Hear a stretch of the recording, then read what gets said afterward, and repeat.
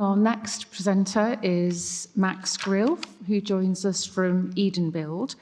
Max has a PhD in computational biophysics from the Technical University of Munich for his work on novel simulation models for molecular interactions. He's head of in silico trials at Ebenbuild, where he leads the development of novel in silico models for pulmonary drug delivery that enables subject-specific prediction of local aerosol deposition.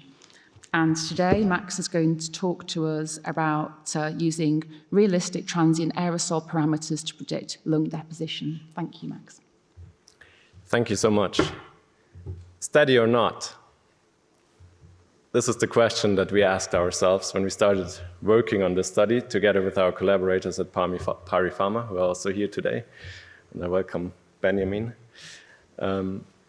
So in the next 10 minutes, I don't only want to give you an answer to this question, but I also would like you to think about and also understand why this question could be very important for your own work in the field of pulmonary drug delivery. So you will all know that aerosol characteristics are in general very, very important for the outcome of pulmonary drug delivery and therefore also for the success of inhalation therapy. And our expectations when we started the study were that, well, there's at least this one class of the nebulizer devices that have this aerosol storage chamber, like the Pari eFlow device shown here, that store aerosol that is continuously produced during the exhalation phase, and then suddenly release this aerosol at the beginning of the inhalation. And there we would expect a highly unsteady behavior, kind of naturally, of course. But then we were also curious to see how this behaves in devices without the storage chamber, and so we chose this Inspire Go device as a reference. The two goals that we had in the beginning were first to actually measure and quantify this behavior in terms of the time evolution of aerosol parameters over the breathing cycle, and then in a second step, look at the differences in the aerosol deposition pattern during inhalation in human lungs. And for this, we used an in silico model that I'm going to show you later.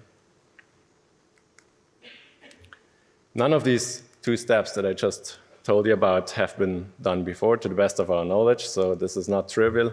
And Benjamin and his team at Pari therefore developed a new measurement technique to actually quantify the aerosol output rate as a function of time, and they published this last year. So here they extended a standard delivered dose setup by a fast switching valve and a secondary filter. And the idea is then to repeatedly divert the aerosol stream from the measurement branch to the secondary filter at any time during the breathing cycle, and then be able to measure the cumulated aerosol output as a function of time, and therefore also the aerosol output rate. Now for this study here, we wanted to extend this a little further and also measure particle size distribution as a function of time. And again, this new setup here would place a connector piece with two glass windows between the nebulizer and the breath simulator, and this would then allow to do a laser diffraction measurement of droplet sizes and get an MMD and GSD as a function of time. These are the first experimental results, and we did these measurements for a standard USP breathing cycle with the sinusoidal flow pattern that you see up here on the left. 2 seconds inhalation followed by 2 seconds of exhalation. And for the aerosol output rate over time, here on the left, you will see at first sight that the customized eFlow device with the storage chamber shows this highly unsteady behavior.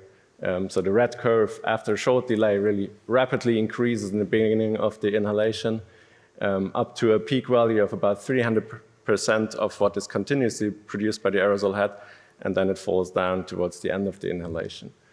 So this was kind of expected and has been shown before, but even for the reference device, we saw that there is some unsteadiness, and of course also from zero rapidly increases the aerosol output rate, then falls down to a slightly smaller plateau value and further falls down towards the end of the inspiration. So even here we see a highly unsteady behavior. For the mass median diameter, this is much less unsteady, more like a constant value, but we still see some unsteadiness. And what is most important for the results I'll show you later is that in general, droplet sizes were smaller for the customized eFlow device, here shown in red. So now, as a preliminary conclusion, we can see, okay, there is, at least in some cases, a high degree of unsteadiness in the aerosol characteristics. And why would this be important? Well, of course, we know that particle size distribution is a very important influence on the aerosol deposition pattern. And even, or in the same way, also inspiratory flow rates are important. And here you can recognize that earlier in the breathing cycle, you have smaller inspiratory flow rates, and this is where lots of the mass of the storage chamber device is being released into the patient. So we're really curious to see how this would then result in different deposition patterns predicted by in silico models. And this is now where we come to my field and my background from modeling and simulation. So we're doing physics-based, first principle-based simulations, and we at Ebenbuild have developed this new kind of whole lung model shown here in the bottom of this image, which is a reduced dimensional model that includes the entire alveolar tissue and the entire tree of conducting airways down to the smallest airways of the 16th generation in a reduced dimensional manner, as I said, which then also has the advantage of being computationally efficient enough to scale this up to cohorts. And we've done a validation against in vivo clinical data earlier this year and published it as a preprint, as it's now undergoing peer review. Now for this study, because it's also so important, as we just heard, having personalized mouth throat geometries, we coupled this to a three-dimensional computational fluid and particle dynamics approach for the mouth, throat, and first generation of airways, and therefore came up with this really first of its kind in silico model that covers everything from the mouth to the alveolar tissue and is still computationally feasible to scale it up to cohorts. And the other point is that with this approach to particle dynamics in a Lagrangian manner, we are able to really consistently model the aerosol characteristics at every point in time. So we have a single particle resolution and we have a high temporal resolution, and we can consistently feed these experimentally measured characteristics of the aerosol into our model, which is important for the study, of course. So we did this first little in silico deposition study with one healthy human subject shown up here, and 42 devices and one breathing cycle. On the right, you see the resulting aerosol deposition with particles being deposited shown in red, but much more important, of course, are the numbers shown here on the left. So this is a total mass balance, and we're showing the mass fraction as percentage of inhaled mass that has been deposited either in the alveolar clusters or in the lower conducting airways, in the upper conducting airways, and also the fraction that has been exhaled for both devices. Now, the three main findings here is that we see for the device with the storage chamber, we see a 56% increase in alveolar deposition fraction.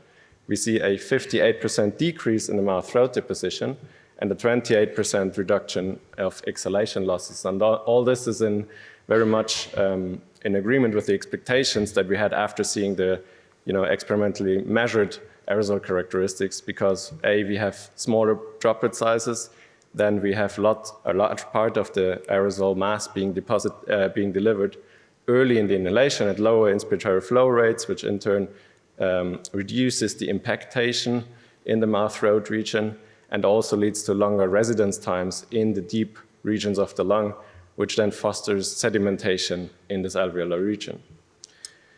And this higher alveolar deposition fraction, together with the fact that the eFlow device also has a much higher aerosol output in terms of absolute mass, then leads to a threefold increase in absolute mass that we predicted to be deposited in the alveolar region. And of course, this then is the decisive quantity if you think about delivered dose. And if you want to target, for example, the alveolar tissue because you have a locally acting drug. Now, this is just a short summary of what we did. And in terms of next steps, I mean, there's many more ideas that we have, and this is just the beginning. The new model is all brand new. But we were thinking about doing larger and also more diverse cohort of patients, including also diseased lungs. And then also looking into more and more realistic breathing patterns, and are actually already measuring or designing these new breathing patterns. Finally, as the one takeaway message that I want you to take home, I would say that maybe in contrast to the prevailing notion of constant aerosol characteristics over the breathing cycle, we saw that the output of nebulizers can be very, very unsteady. And then, in a second step, to correctly predict the lung deposition patterns, this behavior should then be quantified and consistently used as a model input. And of course, you have to pay attention to what model you're using and whether the model can actually account for this highly unsteady behavior over the breathing cycle. And with this, I'd like to end my talk, and thank you very much for the attention.